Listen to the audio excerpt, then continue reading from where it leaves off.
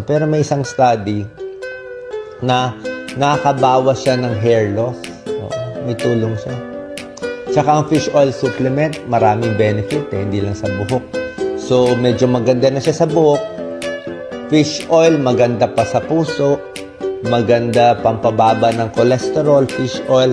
Sa ₱1 lamang bawat araw, maaari kang maging mas bata ng 0 taon kaysa sa iyong edad at may kumpiyansa na maakit ang lahat ng mata sa ₱1 lamang bawat araw.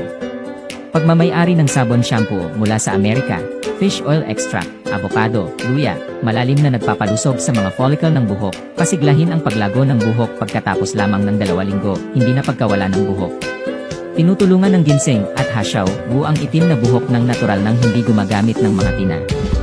Ganap na alisin ang bakterya na nagdudulot ng fungus sa anit, moisturize at alisin ang makatbalakubak. Gamitin ngayon upang maging kumpiyansa, lupigin ang iyong kapareha. Magmadali upang mag-order upang matanggap ang alok na buhay, isa get isa na libre.